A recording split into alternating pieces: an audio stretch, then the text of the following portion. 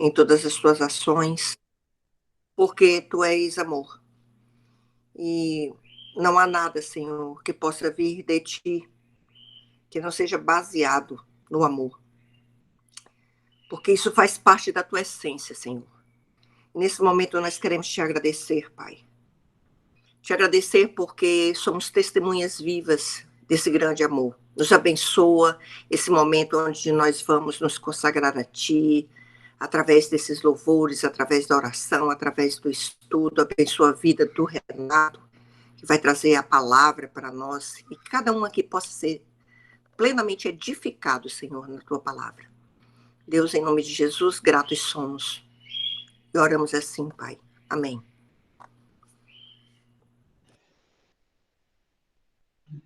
Amém. Glória a Deus, glória a Jesus. Bendito seja o nome do Senhor, né? Que bênção. Estamos mais uma vez aqui, mais um sábado, né? O Sabato. E estamos aqui estudando a palavra do Senhor, né? Glória a Deus, glória a Jesus.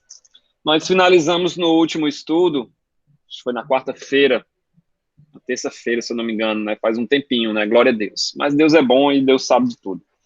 Nós finalizamos ali com o estudo com o discurso de Paulo, né? Paulo, ele contou ali a sua vida, né? Dividimos o discurso dele em quatro partes representando ali fases diferentes da vida do apóstolo Paulo, e nós vimos a evolução dele, que foi bênção, né? Ele saiu de um perseguidor, ele saiu de um fariseu ali rigoroso para um servo comissionado, para uma pessoa que foi bênção, uma pessoa que trouxe um grande avivamento em continentes, né? Não foi em mais de um continente ali que o apóstolo Paulo pregou, né? Temos a Ásia, tivemos parte da Europa, e foi uma grande pessoa, né? Estávamos hoje à tarde estudando justamente sobre isso, né? Iniciamos hoje um novo trimestre na escola bíblica, e a lição desse trimestre, né, sobre o avivamento, e nesse estudo de hoje nós vimos que é necessário apenas uma pessoa para trazer um grande avivamento.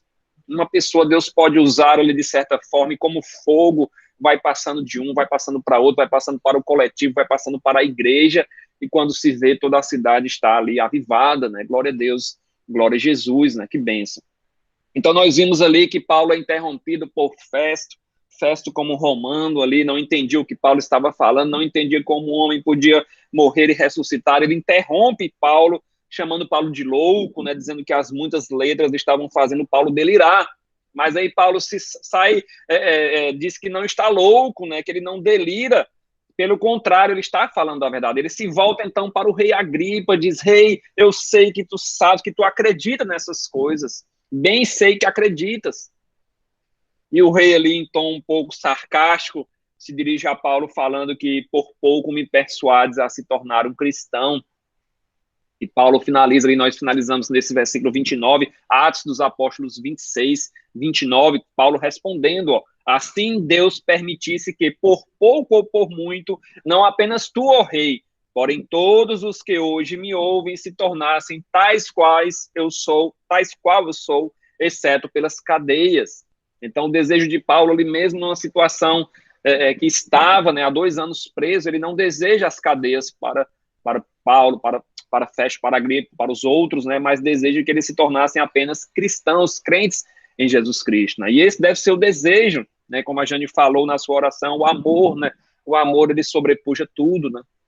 Jesus resumiu tudo no amor, né? O amor a Deus sobre todas as coisas e o amor ao próximo como eu vos amei, né? Nós estudamos sobre os 10 mandamentos, sobre toda a lei que a Jane está falando ali, né? Sobre algumas questões ali da lei. E o amor, essas questões estão todas dentro da lei, né? Se eu amo a Deus, eu não faço ídolos. Se eu amo a Deus, eu não idolatro. Se eu amo a Deus, eu honro meu pai e minha mãe. Eu coloco Deus na frente de tudo. Se eu amo ao próximo, eu não mato, eu não roubo, eu não cobiço. Glória a Deus, glória a Jesus, né? Então, versículo 30, né? Nós temos aqui que a essa altura levantou-se o rei Agripa e também o governador Festo e Berenice, bem como os que estavam assentados com ele. Nós vimos lá no início que o rei Agripa, ele chegou ali com oficiais superiores, ele chegou com homens eminentes da cidade, né, como se tivesse ali o governador. Você imagina uma audiência que está o presidente da nação, né, o rei Agripa, seria mais ou menos, estaria o governador, estaria o prefeito, né, oficiais, vereadores, deputados estaduais, deputados federais, E era uma audiência dessa que Paulo estava falando, né? Então todos se levantam ali e se retiram, versículo 31. Falavam, e havendo se retirado, falando uns com os outros, dizendo: este homem nada tem feito passível de morte ou de prisão. Então, ao terminar as palavras, né, ao terminar se bem que não terminou a defesa de Paulo, foi interrompida, mas ao terminar tudo aquilo, o rei, a sua esposa, o governador, todos se levantam. Os altos oficiais, os homens superiores, os homens eminentes, todos se levantam. Eles, é como se eles se retirassem ali fugindo de Paulo, né? Porque Paulo já estava começando. Daqui a pouco Paulo perguntava se eles queriam aceitar Jesus como Senhor e Salvador. Eles fogem ali, de certa forma, como se fugindo ali das palavras de Paulo, né? Sem querer se comprometer com Jesus Cristo. Então, e o comentário é o mesmo que nós escutamos, né? Cláudio Lícias já tinha dito, Félix já tinha dito, Festo não sabia o que escrever para o imperador, e o próprio rei Agripa, aqui com todos os seus oficiais, já perceberam que Paulo não tinha feito nada passível de morte ou de prisão, não era nem para ele estar preso. Ele passou 2 anos ali de graça, né? Não foi de graça porque Deus estava guardando ele, porque se ele tivesse solto, os judeus já tinham tramado a sua morte, mas Paulo não tinha sentido Paulo estar ali preso. Então, versículo 32, eles conversam, Agripa se dirigiu a Festo e disse: este homem bem podia ser solto se ele não tivesse apelado para César. Então, eles nesse momento aqui, Paulo podia ter sido solto, né? Só que Deus, ele sabe tudo, né? Era desejo de Deus e do próprio Paulo, né, pregar em Roma, como nós vimos. Deus já tinha falado, Paulo já tinha manifestado esse desejo, Deus já tinha dito: como você pregou em Jerusalém, importa também você pregar em Roma. E se Paulo tivesse sido solto, os judeus já tinham matado, como eu falei agora há pouco. Então, tudo estava no controle do Senhor, né? Glória a Deus, glória a Jesus, né? Algo semelhante ao que aconteceu com Paulo, aconteceu com Jesus Cristo. Lucas 23, 14, disse-lhes: apresentaste-me este homem como agitador, isso Pôncio Pilatos falando, apresentaste-me este homem, né, Jesus Cristo, como agitador do povo, mas tendo-o interrogado na vossa presença, nada verifiquei contra ele dos crimes dos quais acusais. Nem tampouco Herodes, né, já tinha sido enviado para Herodes também não encontrou nenhum castigo. Pois, claro, que nada contra ele se verificou digno de morte. Então, Jesus, a semelhança de Paulo aqui, não tinham crimes, né? Não tinham sentido eles estarem presos, né? Serem condenados à morte. Não tinham crime para isso, né?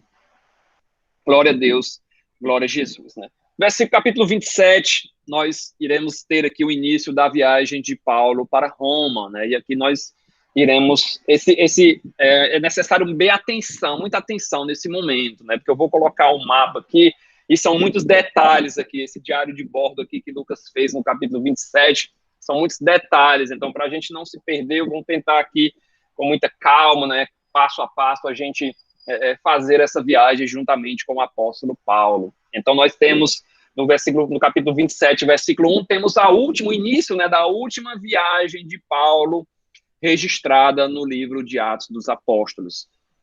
Então, lá em Roma, ele seria julgado pelo imperador ou por um supremo tribunal, e lá em Roma ele foi condenado à morte. Então, Roma, né, Roma era a cidade mais esplêndida da época, né? Nós tivemos grandes cidades eminentes nessa época, Roma, Atenas, tivemos a cidade de Jerusalém, a cidade de Alexandria, Éfeso também era uma grande cidade. Então, mas Roma era a mais esplêndida de todos, era a capital do império, capital do mais poderoso império que havia dominado o mundo até então. Então, mas o que Roma tinha de bela, Roma tinha de corrupta. Então, era uma cidade extremamente corrupta, né? Muita corrupção ali no meio do Senado, né? Com o imperador não, mas os que rodeavam o imperador eram muito corruptos.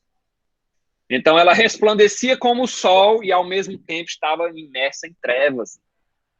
Escritores da época, Sêneca e Juvenal, 2 escritores da época, eles chamam Roma de esgoto do mundo. o Juvenal chama de esgoto do mundo, né? Sêneca, ele chama aqui, me desculpe a palavra, mas ele chama de cloaca de iniquidade. Então, vocês verem aí, escritores romanos falando isso de Roma, né? Realmente era um antro de imundícia, de iniquidade.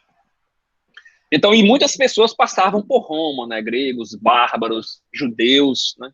Romanos, muitas estradas, né? Tem aquele velho ditado popular que fala que todos os caminhos levam a Roma, é porque tinha muitas estradas mesmo.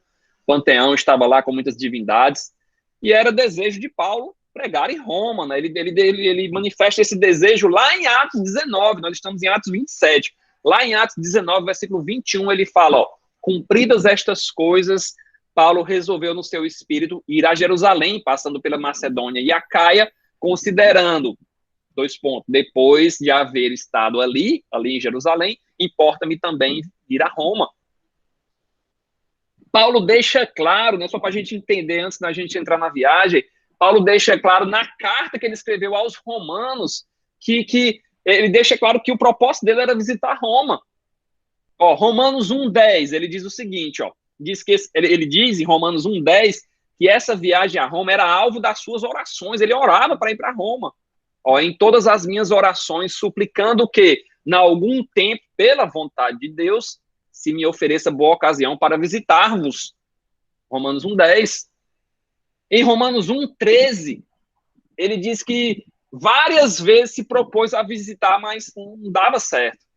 Romanos 1:13, ó, porque não quero, irmãos, que ignoreis que muitas vezes me propus a ir ter convosco, no que tenho sido até agora impedido. Então, Paulo disse no versículo 10 que ele orava para ir visitar os irmãos em Roma. No 13, ele fala que ele tentou ir, mas foi impedido. No capítulo 15, Romanos 15:30, ele pede oração para os irmãos para orar para ele, para que dê certo essa viagem, que ele pudesse chegar em Roma com alegria, né? Ele fala aqui, ó, Romanos 15:30, do 30 ao 32, né? Só que no 32 ele fala, ó, a fim de que ao visitar-vos pela vontade de Deus, chegue à vossa presença com alegria e possa recrear-me convosco. Não era apenas Paulo, né, como nós já sabemos, né, não era apenas Paulo que tinha o desejo de ir a Roma. Deus também queria que ele estivesse lá. Atos 23:11, nós lemos sobre isso. Coragem, Paulo, pois do modo como deste testemunho em Jerusalém, importa que também desse testemunho em Roma. Então, se é da vontade de Paulo, se é da vontade de Deus, nada impediria que Paulo chegasse em Roma. Paulo ainda almejava ir à Espanha. Olha como o apóstolo já tinha uma visão do futuro, uma visão conquistadora, né? Glória a Deus. Mas o homem planeja e Deus é quem dá a direção, né? Tiago 4:13-15, atendei agora, pois Tiago fala sobre isso, ó, hoje ou amanhã iremos para a cidade tal e tal, e lá passaremos um ano e negociaremos e teremos lucros, mas não é assim, vocês têm que falar o seguinte, se Deus quiser, não só viveremos, como também faremos isto ou aquilo. Então, Paulo tinha um desejo de ir a Roma, um desejo de ir à Espanha, mas era o Senhor quem comandava tudo, né? Paulo não fazia ideia, né, de tudo que ainda acontecer antes que ele chegasse nessa cidade, né, antes que chegasse em Roma, né? De Atos 19-21, quando ele estava pensando em ir a Roma, ó, de Atos 19-21, a 27, onde nós estamos, já aconteceu tanta coisa que só Deus mesmo para proteger Paulo, né? Desde Atos 19 que ele manifestou esse desejo, né? Ele já foi preso, né? Já tentaram emboscar ele, já está agora a ponto de ir para Roma, né? Atos 27. E ele nunca, talvez em suas orações, nunca imaginou que chegaria em Roma como prisioneiro, né? E a viagem, ela seria de barco, né? Glória a Deus, né? Porque por terra até seria possível chegar, mas seria uma viagem muito longa, né? Mas é de barco que Paulo vai chegar na cidade de Roma, né? E nós sabemos que Lucas também estava aqui presente por conta dos verbos no plural, né? A gente vai ver os verbos navegássemos, né? Tem uns mais verbos aqui na primeira pessoa do plural, né? Glória a Deus, glória a Jesus. E outros prisioneiros também estavam nessa viagem. Vamos ler o versículo 1, ó. Atos 27, versículo 1. Quando foi decidido que navegássemos para a Itália, entregaram Paulo e alguns outros presos a um centurião chamado Júlio, da corte imperial. Então, Paulo foi entregue a esse centurião. O centurião, nós vimos que comanda uma centúria, comanda 100 soldados. Então, outros prisioneiros também estavam com Paulo nessa viagem. E talvez prisioneiros que tinham sido condenados à morte serviriam de espetáculo, né, para os anfiteatros, jogado ali para enfrentar feras, né, para enfrentar gladiadores. Né, não sabemos quem eram esses prisioneiros, mas podemos supor, né, que talvez alguns deles já estivessem condenados à morte e serviriam ali de espetáculo para nos coliseus aí do Império, né? E nós temos que um homem também chamado Aristarco, ele também acompanha Paulo, né? Versículo 2, ó, embarcando num navio adramitino que estava de partida para costear a Ásia, fizemos-nos ao mar, indo conosco Aristarco, macedônio de Tessalônica. Então nós temos que esse homem chamado Aristarco, ele também está acompanhando Paulo.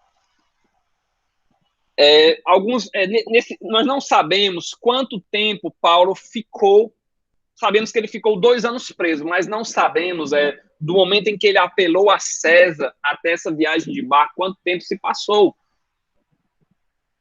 Tentei buscar, mas não achei esse detalhe. Mas achei um detalhe interessante, que alguns historiadores creem que durante esses 2 anos que Paulo ficou preso em Cesareia, eles creem que Lucas usou esse tempo para investigar, para escrever o seu evangelho. Ele reuniu informações sobre Jesus Cristo na Galileia, reuniu informações sobre Jesus Cristo na Judéia, talvez tenha conversado ali com alguns discípulos, com alguns apóstolos. Não sabemos se Maria estava viva ainda, né? Talvez sim, porque tem detalhes em Lucas que só Maria saberia, que só José saberia. E Lucas, nesses 2 anos, ele compilou um dos evangelhos que é considerado um dos mais completos, um dos mais perfeitos, que é o evangelho segundo escreveu Lucas. Então, e Lucas agora ele vai registrar o finalzinho aqui do livro de Atos. Paulo indo para Roma, né? Ele foi testemunha ocular. Vocês vão ver a riqueza de detalhes que tem aqui esse capítulo 27, é como se fosse um diário de bordo do que aconteceu ali em cada dia dessa viagem até Roma. Então, um conforto para Paulo, né? Lucas presente, Aristarco presente, outros presos, muitos soldados, entregue a Júlio. Júlio era da corte imperial, outras traduções falam corte Augusta. O imperador também era chamado de Augusto César, né? César no grego, Augustus na língua romana. Cornélio, por exemplo, era da corte italiana, Júlio que é da corte imperial, ou da corte Augusta, né? Corte era a 10ª parte aí de corte, né? Com 2 ossos. Era a 10ª parte de uma legião romana, né? Glória a Deus, glória a Jesus. Então, o ponto de embarque aqui, talvez, é a cidade de Cesareia, né? Glória a Deus. Então, uma viagem de 3.000 quilômetros, né? Hoje em dia, 3.000 quilômetros de avião já é cansativo, quanto mais de barco, né? Então, glória a Deus, glória a Jesus. Então, vamos lá. Eu vou projetar aqui o mapa para vocês. Esse mapa ele é diferente um pouco daquele que nós estávamos acostumados, né? Daquele azulzinho, né? Daquele outro. Deixa eu só ver se ele já está aparecendo aqui. Glória a Deus, né? Esse mapa. Peraí, só um instante. Esse mapa aqui, ele não tem todos os detalhes que a gente precisa. Faltam algumas cidades. Então, ele é melhor de visualizar, né? Ele é mais limpo, né? Mas ele não tem alguns detalhes importantes. Faltam algumas cidades aqui. Então, para a gente melhorar o nosso entendimento, a gente vai usar esse outro mapa aqui e vai ser bênção, né? Glória a Deus, glória a Jesus. Então, vamos aos pouquinhos aqui. Eles estão em Cesareia, né? Para a gente se situar, eles estão na cidade de Cesareia, que está aqui embaixo, né? Eu estou fazendo aqui os detalhes de amarelo. Se ficar pequeno para você, sugiro que você possa girar o seu celular e eu creio que melhora um pouco aí a visualização, né? Glória a Deus, glória a Jesus. Então, eles estão partindo de Cesareia, né? Partem de Cesareia, versículo 3, ó, no dia seguinte chegamos a Sidom, né? Jesus andou em Tiro e em Sidom. Então, eles partem de Cesareia e no dia seguinte, né, uma viagem bem rápida aí, eles já estão na cidade de Sidom. Então, um trecho bem curto aí. E esses barcos de antigamente, né, eles demoravam certo tempo para embarcar e desembarcar. Então, em cada porto, alguns dias se passavam, era necessário o pessoal tirar as coisas do barco, carregar novamente, né? Não tinha aqueles containers que tem hoje, então era tudo feito de forma muito manual. E versículo 3, ó, no dia seguinte chegamos a Sidom, e Júlio, tratando Paulo com humanidade, permitiu-lhe vir ver os amigos e obter assistência. Então o centurião Júlio, né, ele tratou Paulo com nobreza, com humanidade, com bondade. Deu liberdade para Paulo desembarcar, deu liberdade para Paulo, enquanto o navio era descarregado e carregado, ele reveu os seus amigos, né? Sempre tinham comunidades cristãs onde Paulo chegava. Então, o Júlio, ele foi bênção, né? Que bênção, né? E essa palavra humanidade, em outras traduções fala humanamente, gentilmente, amavelmente.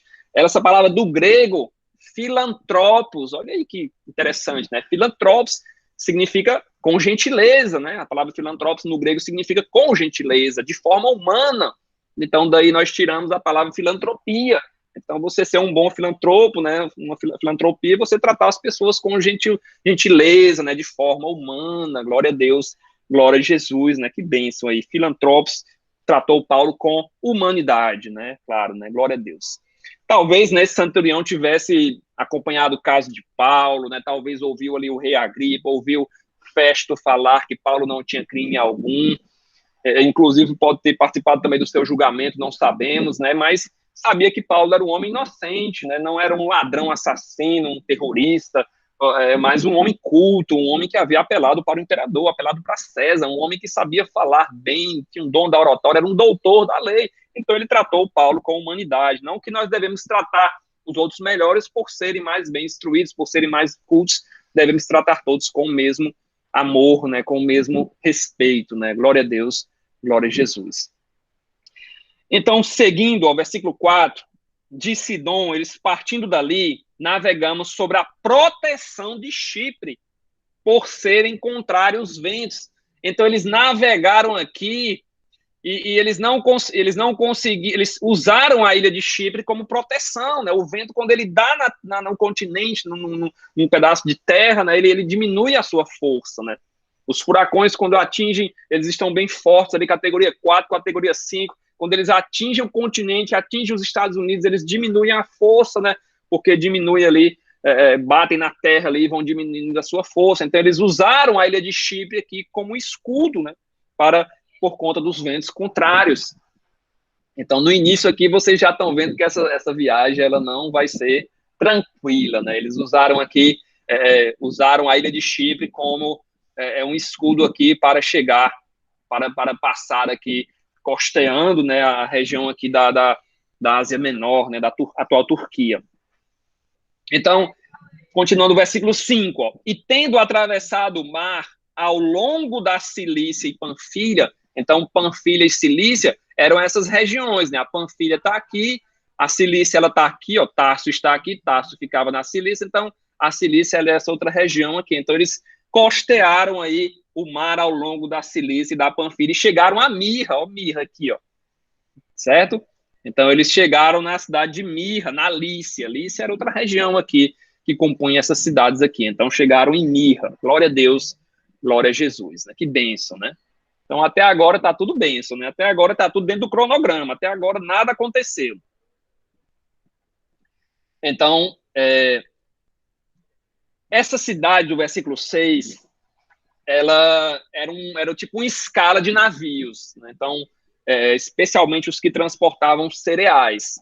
Então, essa cidade ela ficava próxima de Mileto, né? Que Paulo tinha passado na terceira viagem missionária. Então, nessa cidade, no versículo 7, versículo 6 ainda, perdão, foi necessário eles trocarem de navio. Necessário trocar de navio. Um outro navio cargueiro, né, um navio um pouco maior, talvez, foi achado.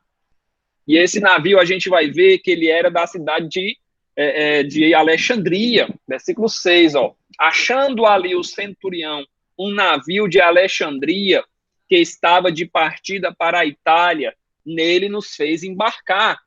Então, foi necessário haver essa troca de navio, né? Eles estavam em um determinado navio que também era cargueiro, navio adramitino, né? Não se fala muito detalhes sobre ele, mas eles foi necessário eles trocarem esse de navio para pegar outro navio um navio alexandrino, né? Eles pegaram um navio alexandrino para continuar a sua viagem até a Europa, até Roma, né? Glória a Deus, glória a Jesus. Então, esse navio, é importante a gente entender, ó, esse navio, ele era de Alexandria. Alexandria era uma das cidades mais importantes da época, né, ao lado de Roma, ao lado de Jerusalém, ficava no Egito. É importante a gente entender que esse navio ele não ia para Alexandria, ele vinha de Alexandria. Então, ele era de Alexandria, ele já tinha saído de Alexandria, e ele ia para a Itália, né? Se vocês lembram aí que a gente falou de Pitágoras, né? Esse navio, a rota dele era um triângulo, né? Que você calculava a hipotenusa dele e achava que a sua rota, né? Ele saía do Egito aqui, ó, Alexandria ficava mais ou menos aqui embaixo, e ele fazia esse caminho reto aqui para Mirra, e daqui ele partia para Roma, né? E de Roma, quando ele chegava em Roma, lá em cima ele voltava para Alexandria. Então ele fazia aí um triângulo aí, Pitágoras calculava aí a distância aí que ele percorria, né? Glória a Deus, glória a Jesus. Então esse navio também era um cargueiro, né? Ele tinha saído ali de Alexandria no Egito. O Egito era como se fosse o celeiro do mundo, o celeiro do Império Romano, e Roma dependia dos celeiros do Egito. Então esse navio tinha uma carga importante ali. E Roma sempre, esses navios sempre saíam do Egito transportando esses grãos, né? Sempre saindo ali de Alexandria com direção a Roma, né? Glória a Deus. Certo, então eles trocaram de navio, versículo 6, o centurião achou um navio ali de Alexandria que estava de partida para a Itália, nele nos fez embarcar, então todos embarcaram. Sabemos, por conta de Atos 27, 37, que esse navio tinha 26 pessoas, compunha ali a tripulação total, né? Soldados, presos, Paulo, Lucas, Aristarco, outras pessoas, né? Então era um número bem considerável para a época, né? Para a época era um número bem grande, né? Atos 27, 37 fala que estávamos no navio 270 pessoas, 276 pessoas ao todo, né? Glória a Deus. Então vamos continuar aqui, estamos em Mirra, né? Versículo 7, ó, navegando vagarosamente muitos dias e tendo chegado com dificuldade defronte de Cnido. Então eles não pararam em Cnido, eles navegaram aqui com dificuldade, lembrando que os ventos sopravam mais ou menos nessa direção aqui, vindos de baixo aqui, entendeu? Então os ventos tinham essa direção e eles usaram a ilha de Chipre naquele momento lá para evitar os ventos. E eles com dificuldade aqui passaram por Cnido, eles não pararam em Cnido, mas passaram em frente, não nos permitindo prosseguir por causa do vento contrário. Navegamos sobre a proteção de Creta, ao sul de Salmona, né? Aqui está escrito Salmão, mas é a mesma coisa, Salmão e Salmona é a mesma cidade. Então eles desceram, o capitão ele notou, não, se a gente continuar aqui, a gente não vai conseguir, seria mais fácil, né? Seria mais rápido eles passarem por cima. A rota normal seria eles passarem aqui por cima, né, até a Itália, até Roma, mas por conta dos ventos, eles usaram a ilha de Creta novamente como escudo. Então vocês verificam aqui que realmente a viagem está sendo bem trabalhosa, né? Essa viagem estava sendo o vento estava muito forte, dificultou o caminho deles, o caminho que eles estavam seguindo. Eles chegaram vagarosamente a Cnido, e os barcos naquela época não eram muito grandes, não eram muito fortes, para ventos muito, muito pesados, para tempestades, eles não tinham essa estrutura. Se 1.500 anos depois, né, as grandes navegações ali, das quais o Brasil foi descoberto, eles já não conseguiam navegar em mar aberto, vocês imaginam nessa época aqui, essa época aqui de Paulo, de Jesus Cristo, né, os barcos eram menores, eram mais rústicos ainda. Glória a Deus, glória a Jesus. Né? Então, eles usaram a ilha de Creta aqui como escudo, né, como proteção, na altura de Salmona, Salmão aqui no nosso mapa. Versículo 8, costeando-a penosamente, ou seja, costeando Creta penosamente, chegamos a um lugar chamado Bons Portos. Então, eles vieram costeando aqui penosamente por causa dos ventos e chegaram no local chamado Bons Portos. Glória a Deus, glória a Jesus, né, perto do qual estava a cidade de Lazéia, né, então nós temos Lazéia e Bons Portos, ó, o mapa aqui traz essas duas cidades, o outro mapa não tinha essas cidades, né? Glória a Deus.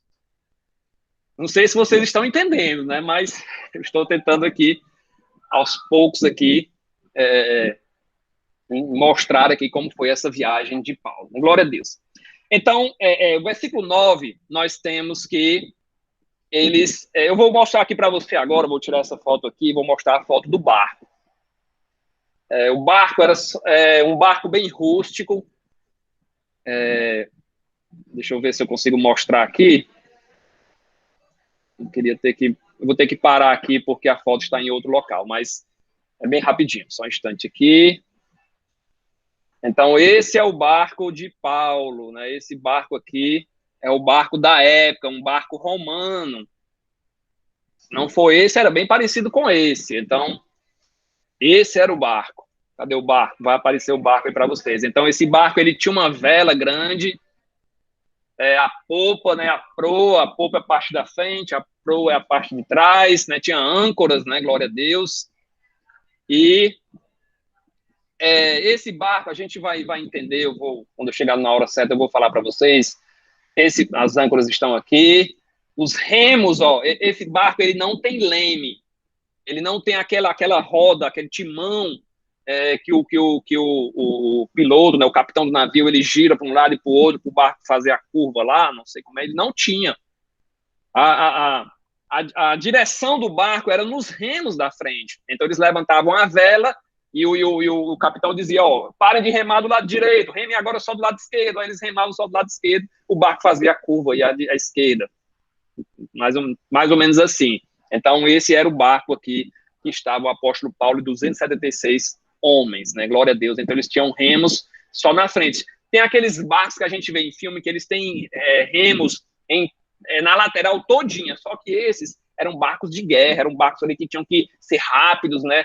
Chegar rápido ali no inimigo. Esse barco aqui, como era um barco cargueiro, ele ia mais lento, né? Ia mais devagar, né? Glória a Deus, glória a Jesus. Então, vamos fechar aqui o barco, vamos voltar para o nosso mapa.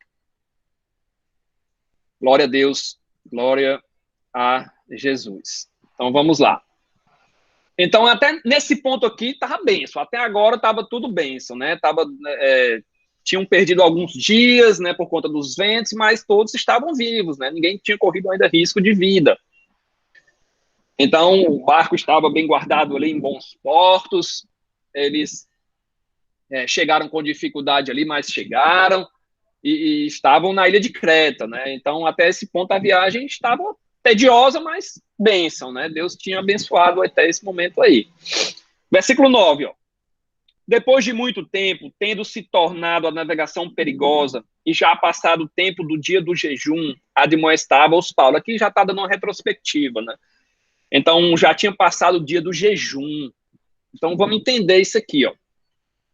Nessa época aqui, eles não tinham auxílio de bússolas, eles não tinham qualquer equipamento, né? Não tinham equipamentos que nós temos hoje e equipamentos também que tinham nas grandes navegações, né?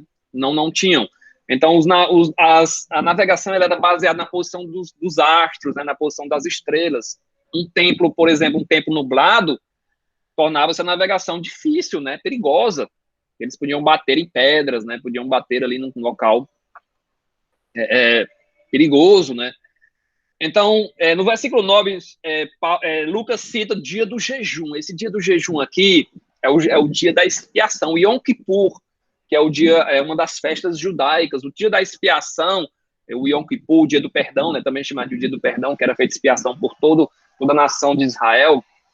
Então, ele caía no 10º dia do mês de setembro. Na verdade, ele caía no 10º dia do 7º mês, né, que era o mês de setembro, né, mais ou menos no dia 15 ao dia 20. Não é no dia 10 de setembro, porque o judeu ele não segue o calendário solar como nós seguimos. O judeu ele segue o calendário lunar. Então, o mês do judeu ele começa mais ou menos no meio do mês, né? Por exemplo, o mês de setembro dele, entre aspas, né, começa para o nosso 15 de setembro, 10 de setembro, mais ou menos. Então, esse dia aqui do Yom Kippur, ele era mais ou menos do dia 15 ao dia 20 de setembro, para a gente entender. Então, para a gente entender a situação que eles estavam, o dia da expiação caía aí nesse setembro, final de setembro, meio de setembro, já para o início de outubro. O melhor período para viajar nessa região do mar Mediterrâneo era da época do Pentecostes, ou seja, lá de abril, maio, até a festa dos tabernáculos, que era 5 dias antes do dia da expiação. Então, se você chegasse para qualquer marinheiro da época de Paulo aqui, ó, qual o melhor dia para viajar nessas águas aí, ó, do dia da festa do Pentecostes até o dia da festa dos tabernáculos, é bênção. 5 dias depois, que é o dia da expiação, já começa a ficar ventos, né, tempestades, chuva, e o versículo 9 diz que já tinham passado do dia da expiação. Então já tinha passado muito da festa dos tabernáculos. O período bom para viajar já tinha passado, já tinha estourado o dia bom para viajar. Já tinha se tornado perigoso. Era na época dos ventos fortes. A partir do 15 de setembro, que é o dia da expiação, os ventos tornavam a navegação dificultosa, perigosa. E a partir de novembro era impossível, com os barcos da época, era impossível os marinheiros consideravam suicídio eles navegarem em novembro. Então eles já tinham passado aí 5 dias do tempo bom de navegar, já estavam no período ruim. Então Paulo, ele questiona isso, ó. Ele questiona isso no versículo 10. Ó, senhores, vejo que a viagem vai ser trabalhosa. Já passou o dia da expiação, o dia do jejum, com dano e muito prejuízo, não só da carga e do navio, mas também da nossa vida, né? Paulo, acostumado com viajar, né? Tinha pegue aí 3 grandes viagens e sabia como é que era o tempo de viagem. Então, Paulo, ele, ó, tá ficando perigoso, já passou o dia da expiação, o bom tempo aí para viajar é do Pentecoste até 5 dias atrás. Inclusive, Paulo fala em 2 Coríntios 11, 25, que ele 3 vezes foi açoitado com varas, uma vez foi apedrejado, 3 vezes ele sofreu naufrágio, uma noite e um dia passou no abismo. Então, Paulo entendia de viagem de barco. Então, ele fala, ele admoesta ali que podiam perder a carga, os grãos ali para Roma, que era importante, as vidas da tripulação, dos prisioneiros, de todos. A partir daqui, vocês podem ver ó, que a próxima ilha é longe, ó, a ilha de Malta, fica lá em cima, aqui, ó. Só ajeitar aqui o mapa aqui para a gente ver, ó. Ó, a ilha de Malta fica lá na frente, a Cilícia fica lá na frente. Então, eles não tinham uma proteção de uma ilha, né? A partir daqui não tinham. O Creta ficou para trás, se eles partissem. Então, Paulo diz que é perigoso, né? É perigoso, mas, versículo 11, o centurião não deu ouvidos para Paulo, né? Mas o centurião dava mais crédito ao piloto e ao mestre do navio do que ao que Paulo dizia. Então, o centurião não deu ouvidos a Paulo. Decidiu escutar o piloto, decidiu escutar o mestre do navio, né? Apesar de Paulo ser tratado com bondade, né, como nós vimos, mas não cabia a um prisioneiro discutir ali com o centurião que rota eles deveriam pegar. Paulo era um prisioneiro. Então, embora não fosse uma época propícia para velejar, o piloto e o mestre, eles não quiseram, né? No versículo 12, a gente vai entender que eles não queriam ficar em bons portos. Então, eles queriam navegar até Fenícia. Ó. Fenícia, aqui tem a ilha de Creta e tem essa cidade aqui chamada Fenícia. Então, eles queriam, o piloto e o mestre, eles não queriam ficar em bons portos. Eles queriam fazer esse trajeto aqui, que eu não sei se vocês conseguem ver, eles queriam fazer esse trajeto aqui que está pontilhado. Ó. Eles queriam fazer esse trajeto pontilhado. Sair de bons portos e chegar até Fenícia. Ó, rota proposta de bons portos até Fenícia. Está até escrito aqui no mapa, né? Então, versículo 12, ó, não sendo porto próprio para invernar, a maioria deles era de opinião que partissem dali para ver se podiam chegar a Fenícia e aí passar o inverno, visto ser um porto de Creta, o qual olhava para o nordeste e para o sudeste. Era um porto melhor em Fenícia. Então, eles chegaram em bons portos, eles tinham decidido, Paulo disse, ó, não vamos mais navegar, não, vamos ficar em bons portos. Aí o pessoal, não, em bons portos a gente não quer ficar, a gente quer ir para Fenícia, porque lá é um porto melhor, a cidade é melhor, é melhor para a gente invernar, para a gente passar esses meses de inverno. Glória a Deus, glória a Jesus. Então, decidiram, né, Paulo foi voto vencido, decidiram passar o inverno na cidade de Fenícia, né, glória a Deus, glória a Jesus, né. Vamos finalizar aqui, ó, vamos finalizar no versículo 14, né, já estamos no 12, no 14 a gente finaliza aí e continua essa viagem de Paulo, a gente vai ver o que foi que aconteceu. Então, o intuito deles era chegar em Fenícia. Então, eles já estavam bem acomodados em bons portos. É melhor você ficar num porto incômodo do que você ficar no meio do mar tempestuoso, perdido. O centurião, ele não deu crédito à advertência de Paulo. E o piloto disse, não, vamos para Fenícia, que é bênção. Então, eles seguiram ali, né? Decidiram prosseguir viagem. O versículo 13, ó, soprando brandamente o vento sul, e pensando eles ter alcançado o que desejavam, levantaram âncora e foram costeando mais de perto a ilha de Creta. Então, eles partiram, né? Foi voto vencido ali, a maioria decidiu partir, ignoraram o conselho de Paulo. A maioria, vamos entender que a maioria nem sempre tem razão. Essa história que a voz do povo é a voz de Deus, isso é balela. A maioria não sabe nem disso, não lê nem a palavra, como é que vai discernir o que é a vontade do Senhor? Então, você que está escutando aqui, seguir a cabeça da maioria pode colocar você enrascado, em problema, em encrenca. Por exemplo, muitos jovens, eles vão para a boate, a maioria foi, eu vou também. Muitos jovens mergulham nas drogas, na bebida, os meus amigos estão lá, eu vou também, vou experimentar, né? Então, nem sempre a voz da maioria é a voz da razão, né? Cuidado com a maioria, né? A Bíblia fala que largo é o caminho que conduz à perdição, e são muitos os que entram por ele. Glória a Deus. Então, eles partiram de bons portos, e de início, no versículo 13, soprou um vento bênção. Um vento que lhes pareceu favorável, mas no versículo 14, ó, não muito depois, versículo 14, desencadeou-se do lado da ilha um tufão de vento chamado Euroaquilão. Então, bradou aquele vento sul, eles, bênção, né? Ó, o crente ali, ó, Paulo, o otário ali, se enganou, né? Se enganou. Mas o que foi que aconteceu? Bradou um vento, né? Esse vento aí fez com que eles se perdessem no mar, né? A gente vai ver aqui que eles perderam rumo, né? O tempo fechou, não conseguiam ver as estrelas, ficaram literalmente ao léu, né? Não conseguiram chegar em Fenícia e ficaram aqui rodeando aqui. Nós iremos ver aqui o que foi que houve, né? Jogaram as velas longe. A gente não vamos dar cenas dos próximos capítulos, não, né? Então, essa é a trajetória que nós iremos ver a partir de, eu não sei se amanhã, se segunda-feira, eu ainda vou falar com a Jane aqui direitinho o que é que vai ser, mas vai ser bênção, né? Então não perca aí essa trajetória de Paulo. Não quiseram escutar a voz do apóstolo, né? Paulo tinha orientação do Espírito Santo, orientação do Senhor, vamos ficar aqui em bons portos. Pessoal, não, bons portos é ruim, a gente vai para Fenícia que a gente inverna lá. Paulo, mas rapaz, não faça isso.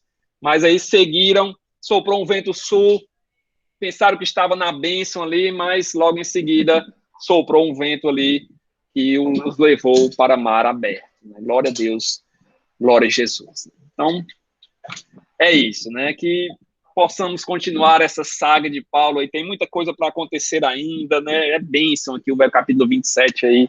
Glória a Deus, glória a Jesus. Né? Jane, você vai fazer essa oração por nós? Eu quero pedir para nossa irmã Creusimar orar. Tá bem? Por favor, Creu.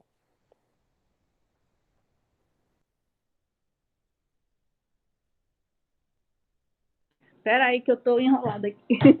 Paz do Senhor a todos. Paz do Senhor, meu amor. Paz. Paz. Eu quero pedir oração, que eu estou em isolamento social. Mas eu estou bem, viu? Graças a Deus. Graças a Deus. O exame na próxima semana. Tá bem. Vou orar.